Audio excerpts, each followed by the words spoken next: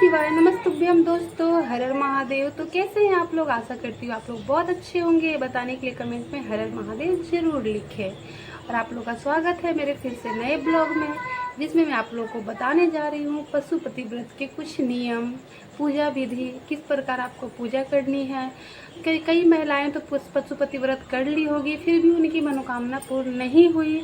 तो कहाँ से आपसे गलती हुई है, कौन सी गलती हुई है, और जो अगर पहली बार पशुपति व्रत करना चाहते हैं तो किस तरह नियम का पालन करें, पूजा की सामग्री क्या क्या होनी चाहिए, किस प्रकार आपको ये 5 सोमवारी का व्रत है जो आपको पूर्ण करनी है, कौन से नियम का पालन करना है। तो आइए वीडियो के आगे में जानते हैं पशुपति व्रत के नियम, पूजा विधि व पूरी जानकारी। तो वीडियो के लास्ट तक बने रहिएगा। हमारे चैनल पे नए हैं तो चैनल को सब्सक्राइब करके जाइएगा और बेल आइकन को प्रेस कर दीजिएगा, क्योंकि हमारी सारी वीडियो पूजा पाठ से रिलेटेड ही होती है। तो आप लोग एक बार पूजा वाली वीडियो चेक जरूर कीजिएगा और बहुत ही महत्वपूर्ण जानकारियाँ इसमें होती है। तो प्लीज़ वीडियो के लास्ट तक बने रहिएगा, क्योंकि मैं आप लोगों के लिए बहुत ही महत्वपूर्ण जानकारी लेकर आई हूँ। तो आइए वीडियो के आगे में बढ़ते हैं। तो जैसा कि पशुपति व्रत 5 सोमवारी व्रत होता है, मनोकामना पूर्ति व्रत है, जिसमें आपको नियम विधि अनुसार पूजा पाठ करनी है, जिससे आपकी जो भी मनोवांछित फल होगी उसकी प्राप्ति होगी। तो आपको नियम से करना होता है, ठीक है। तो सबसे पहला नियम ये है दोस्तों कि जब आप पशुपति व्रत शुरू करेंगे, जब आप उठाएंगे पशुपति व्रत, तो आपको संकल्प लेना होगा कि मैं पशुपति व्रत कर रही हूँ। पूरे जब तक आपका पशुपति व्रत पूरा नहीं होता, आपको मांसाहार भोजन नहीं करने हैं। विशेष ध्यान रखना है, जब से आपका पशुपति व्रत शुरू होता है तब से लेके 5वें व्रत तक आपको मांसाहार का भोजन नहीं करना है। और लहसुन प्याज का सेवन आप कर सकते हैं, लेकिन रविवार के दिन जिस दिन नहाय खाई कीजिएगा उस दिन भी आपको लहसुन प्याज का सेवन नहीं करना है। और जिस दिन आप पूजा करोगे उस दिन तो आपका उपवास ही रहेगा, ठीक है। तो वीडियो के आगे मैं आपको बताती हूँ। सबसे पहला, मांसाहार भोजन नहीं करना है। दूसरा नियम, आपको ब्रह्मचर्य का पालन करना है। अगर कुंवारी लड़कियाँ कर रही हैं तो उनके लिए नहीं, लेकिन जो शादीशुदा महिलाएं करती हैं उनके लिए ब्रह्मचर्य का आपको पालन करना होगा, ठीक है। पूरे 5 व्रत में आपको पति पत्नी में, आप समझ रहे हैं मैं क्या बोलना चाह रही हूँ, आपको ब्रह्मचर्य का पालन करना होगा। और तीसरी बात जो है वो है कि बेलपत्र को, जो बेलपत्र होगा उसे आप रविवार को ही तोड़ कर रखिएगा, ठीक है। आपको सोमवार को बेलपत्र नहीं तोड़ने हैं, आपको रविवार को ही बेलपत्र तोड़ कर रख लेने हैं। आपका अगर जल आप कहीं और से लाते हैं, पानी कहीं और से लाते हैं चढ़ाने के लिए, तो आपको रविवार को ही रखना होगा, क्योंकि आपको अपने घर का ही लेकर जल जाना है, ठीक है। तो ये रही आपके कुछ विशेष याद रखने वाली बातें। तो जिस दिन आपका रविवार के दिन, जिस दिन आप नहाओगे, पूजा का जो आप लोगे, संकल्प लोगे कि कल मेरा पशुपति व्रत है, उस दिन आप मंदिर जाओगे। और तीसरी बात, आपको पशुपति व्रत में एक पूजा आपने जहाँ से शुरू किया है, जिस मंदिर से शुरू किया है, 5 व्रत आपको उसी मंदिर में करने हैं। ये सुबह शाम 2 टाइम का पूजा होता है और इसमें विशेष बातों का ध्यान रखना होता है। अगर आपको मनवांछित फल की प्राप्ति चाहिए तो आपको इन विशेष बातों का ध्यान रखना होगा, ठीक है। तो 5 व्रत आपको एक ही मंदिर में करने हैं, आपको अलग अलग मंदिर नहीं चेंज करना है कि आज मैंने यहाँ कर लिया कल अपने मम्मी घर में जाके कर लिया, नहीं। आपने शुरू जहाँ से किया है पशुपति व्रत, आखिर तक आपको वही व्रत करनी है, ठीक है। तो आइए जानते हैं कि आपको पूजा करनी कैसे है। तो जिस दिन आप नहाओगे उस दिन आप पूजा करने के लिए रविवार के दिन जिस मंदिर में आपको पूजा शुरू करनी है उस मंदिर में आप एक बार जरूर चले जाना। 1 लोटा जल ही समर्पित करना, 1 बेलपत्र ही समर्पित करना, कर बाबा से बोलना कि बाबा कल से मेरा पशुपति व्रत शुरू होने वाला है, कल मेरा पशुपति व्रत का पहला व्रत है। अगर हमसे कोई भूल हो तो आपको बोलना है कि अगर पूजा में हमसे कोई भूल हो जाए तो हमें क्षमा कीजिएगा। कल से मेरे पशुपति व्रत का शुरुआती व्रत है, मेरा पहला व्रत है, तो आप मेरा सहारा बनिएगा और मेरी मनवांछित फल को प्राप्त कीजिएगा। तो आपको करना क्या है, उस दिन तो आप नहाय खाए के दिन ऐसा कर लोगे। दूसरा दिन जिस दिन आपकी पूजा होगी उस दिन आप अच्छे से नहाकर फ्रेश होकर पूजा की थाल तैयार करोगे। ऐसा नहीं कि आपको पूजा की थाल किसी और से तैयार करवानी है, नहीं, आपको खुद से ही पूजा का थाल तैयार करना पड़ेगा, जिसमें सामग्री जो होगी, बेलपत्र, समीर पत्र, पंचामृत, पंचामृत में दूध, दही, घी, शक्कर, शहद। आप अलग अलग भी रख सकते हैं, आप एक साथ भी रह सकते हैं। ठीक है, पंचामृत अलग अलग और एक साथ किसी भी तरह आप रख सकते हैं अलग अलग पात्र में। और जो दूध होगा, दूध को विशेष याद रखिएगा कि कभी क्या बोलते हैं उसको, तांबे के लोटे में। ठीक है, तांबे के लोटे में दूध को कभी मत रखिएगा, वो विष के समान हो जाता है। आपको पित्तर या जो भी बर्तन आपके पास है उस किसी भी पात्र में आप दूध को रख सकते हैं, बस तांबे के लोटे में छोड़कर। ठीक है, और सामान हो गई थाली की, उसमें हो गया जैसे कमलगड्डे, काली तिल, लाल चंदन, पीला चंदन, अबीर, गुलाल, और अनाज के कुछ दाने होते हैं, गेहूँ, चावल, ये सब जो दाने होते हैं उसको रखनी है। और खंडित चावल नहीं रखनी है, टूटा हुआ चावल आपको नहीं रखना है, आखा चावल रखना है, पूरा चावल रखना है। ठीक है, आप अपने अनुसार जो भी शिवलिंग पूजा में जो जो सामग्री चढ़ती है, आप सारी सामग्री को अपने थाल में सजा सकते हैं। बहुत सारी सामग्री है। ठीक है, जिस तरह आप पूजा अगर करते होंगे तो आप थाल में सजा सकते हैं, जैसे कि गुलाब जल, गंगा जल, फिर इत्र महादेव को बहुत पसंद है, तो इत्र ध्यान से ज़रूर रखिएगा। ठीक है, इत्र, जनेऊ जो उनको वस्त्र के लिए आप लोगे, जनेऊ रखनी है। सब आपको इतना सामान जो भी आपको रखना है, आपको ज़्यादा करके रखना है कि सुबह भी आपको उसी थाल से पूजा करना है और शाम को भी आपको उसी थाल से पूजा करना है। आपको थाल नहीं बदलना है। सुबह जो आप सामग्री लेकर जाओगे वो ज़्यादा करके लेकर जाओगे, ताकि शाम को भी उसी थाल से आप उसी सामग्री से फिर से पूजा भी से कर सको। और सुबह में आपको एक दीपक रखने हैं। ठीक है, आपको एक ही दीपक रखना है, बाकी फूल पत्ती जो आप रख सकते हैं थाल में आप रखिए। ठीक है, एक दीपक रखने के बाद फिर जो आप भोग लेकर जाएंगे, आप कुछ भी भोग, फलहार हो, मिठाई हो, कुछ भी भोग, फलहार हो, मिठाई हो, कुछ भी हो, आप लेकर जा सकते हो।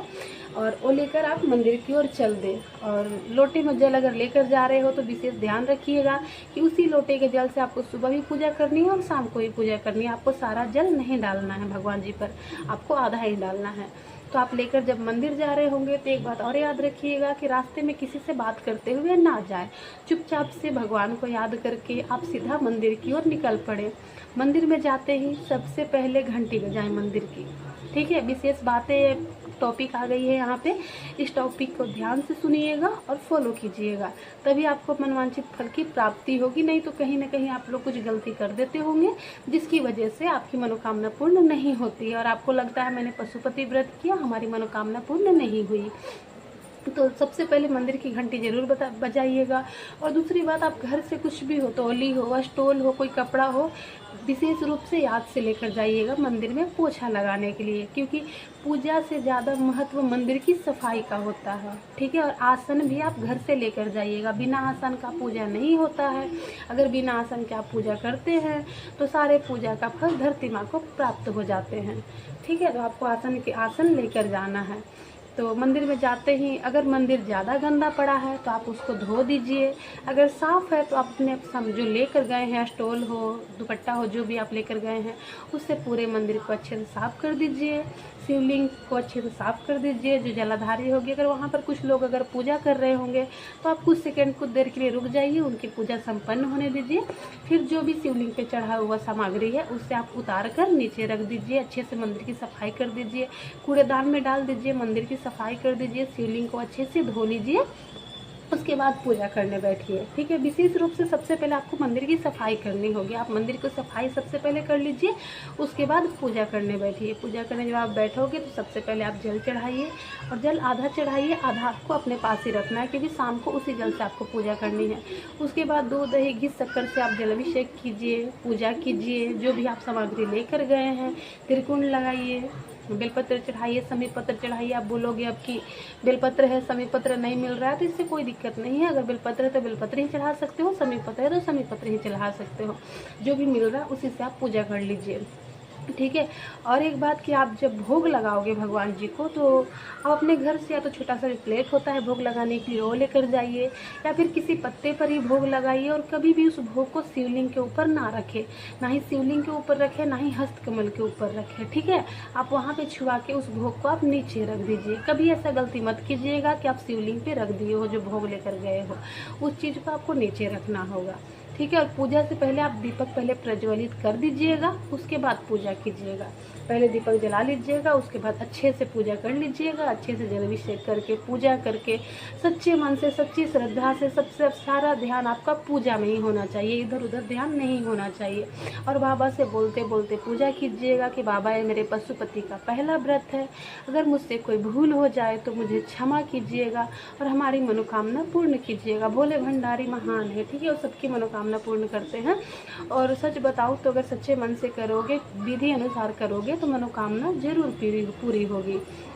पूजा करने के बाद आपको इतना भी याद रखना है कि थोड़ा सा जल किसी पात्र में झेल कर आपको घर भी लेकर आने हैं, आपको खाली नहीं आना है, क्योंकि महादेव के मंदिर से कभी कोई खाली नहीं जाता। तो आपको थोड़ा सा जल कुछ न कुछ में झेल कर लेकर आना है, जो आपको घर में छिड़काव करने हैं, अपने परिवार के मित्रों में आपको लगाने हैं, ठीक है। तो आपको जल पहले झेल कर लेके आना है। तो सबसे पहले आप जब मंदिर से निकलने लगो पूजा करने के बाद, तो आप क्षमा प्रार्थना जरूर करें कि क्षमा करें। जिस तरह आप प्रार्थना कर सकते हो भगवान का, उस तरह कर लो।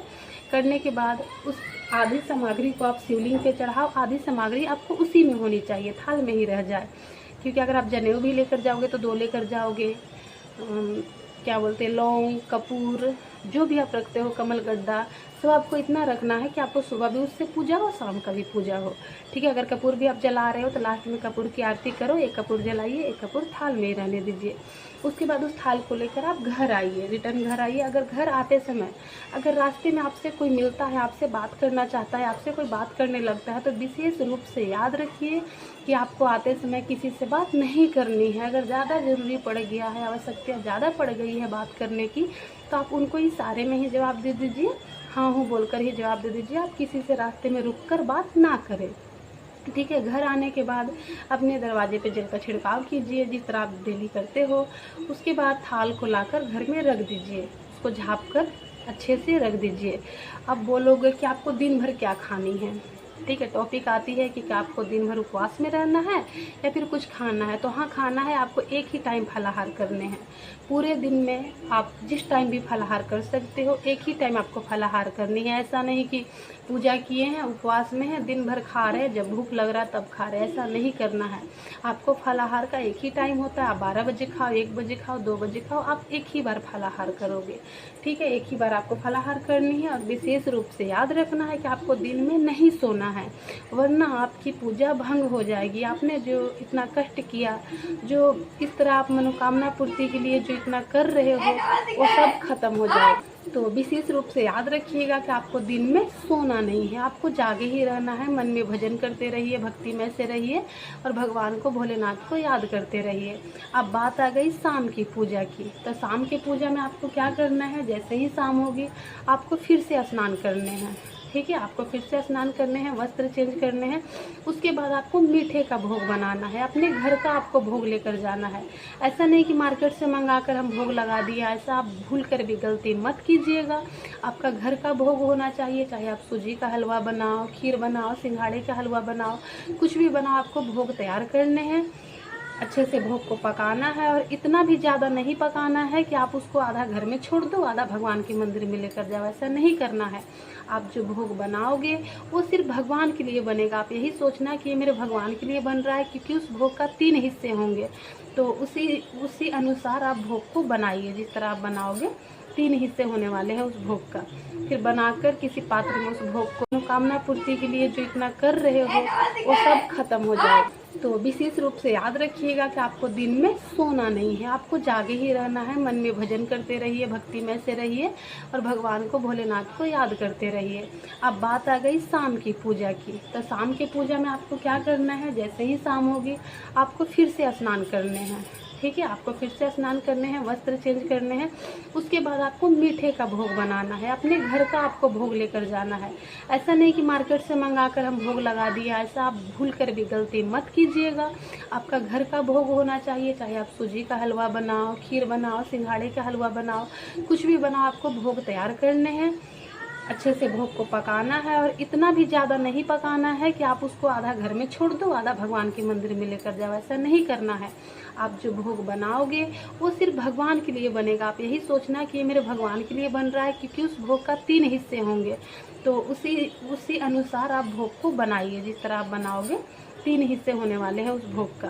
फिर बनाकर किसी पात्र में उस भोग को रखकर और 6 दीपक लेके जाने हैं शाम को। सुबह आप 1 दीपक लेकर गए थे, शाम को 6 दीपक लेकर जाने हैं।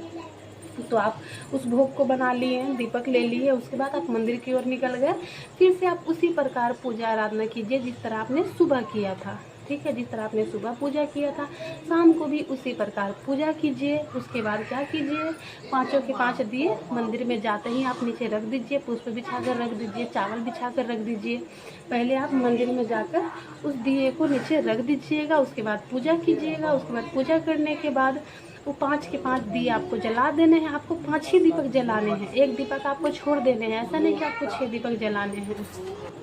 तो आपको 5 दिए ही जलाने हैं। 1 दीपक जो है वो हमारे घर की चौखट पे जलेंगे, लेकिन हाँ उसको थाल से आपको नीचे उतारना है, उसको आपको थाल में नहीं रखना है, उसको थाल से नीचे उतारना है। 5 दीपक जला देने हैं। जो भोग बनाकर आप लेकर गए हैं उसको 3 हिस्से करने हैं। ठीक है, तीनों बराबर बराबर हिस्से करने हैं। 2 हिस्से को शिवलिंग में से छुआ कर आप नीचे रख दीजिए और 1 हिस्से को मत छुआइएगा, उसको ऐसे ही नीचे रख दीजिए। जिस हिस्से को आपने शिवलिंग में छुआ कर नीचे रखा है वो मंदिर में ही रह जाएगा, और जिस हिस्से को आपने शिवलिंग से नहीं छुआया है भोग को, वो अपने साथ आप घर लेकर आओगे, उसको आप ग्रहण करोगे। ठीक है, तो पूजा पाठ करने के बाद दीपक भी जल गए। दीपक आप जब जलाओगे तो आपकी जो भी मनोकामना है, जिस मनोकामना के लिए आपने व्रत रखा है, उस मनोकामना को बोलते हुए आपको दीपक जलाने हैं। ठीक है, जिस मनोकामना के लिए आपने व्रत रखा है उस मनोकामना को बोलते हुए आपको 5 के 5 दीपक जला देनी है, आपको भोग रख देना है। उसके बाद माफ़ी मांग कर अपने घर की ओर आ जाइए। घर आने के बाद अपने घर में जिस तरह आप अंदर जाते हैं दाहिने साइड में, ठीक है, दाहिने साइड में आपको दीपक रखने हैं। दीपक रखकर उस दीपक को प्रज्वलित करना है, और जिस मनोकामना के लिए आपने व्रत रखा है उस व्रत को बोलते हुए आपको दीपक को प्रज्वलित कर देना है अपने घर के दाहिने साइड में। ठीक है, याद रहे दाहिने साइड में। फिर घर आने के बाद उस थाल को आप रख दीजिए, और जो भोग आप मंदिर से लेकर आए हो उसको आप ही ग्रहण कीजिएगा, उसको किसी को मत दीजिएगा।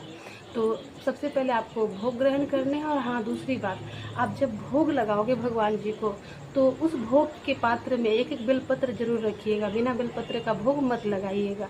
उस बर्तन में जिसमें आपने भोग लगाया है, दोना हो जो भी, उसमें 1-1 बेलपत्र जरूर रखिएगा, बेलपत्र डालकर ही भोग लगाइएगा। ठीक है, तो घर आने के बाद उस भोग को आप ग्रहण कर लीजिएगा। उसके बाद आप कुछ भी मीठे का भोजन कर सकते हो, आप मीठे का भी भोजन कर सकते हो, सेंधा नमक का भी भोजन कर सकते हो, कोई दिक्कत नहीं है, आपके ऊपर है, आप जिस तरह भी भोजन कर सकते हो। बस लहसुन प्याज का सेवन नहीं करना है आपको, बाकी आप मीठे का भोजन करो या नमक का भोजन करो। तो ये जानकारियाँ थी पशुपति व्रत की, जिसमें आपको नियमों का पालन करना है, इस तरह करने हैं, आपके मनोवांछित फल की प्राप्ति जरूर होगी। और आगे की वीडियो में आपको बताऊंगी कि आखिरी सोमवार के दिन क्या करना है क्या नहीं करना है, तो आगे की वीडियो में मैं आपको बताऊंगी। तब तक के लिए अगर हमारी वीडियो पसंद आई हो तो लाइक करके जाइएगा, सब्सक्राइब करके जाइएगा और बेल आइकन को प्रेस कर दीजिएगा, और प्लीज़ सपोर्ट कीजिएगा। तब तक के लिए हर हर महादेव, श्री शिवाय नमः, जय माँ काली।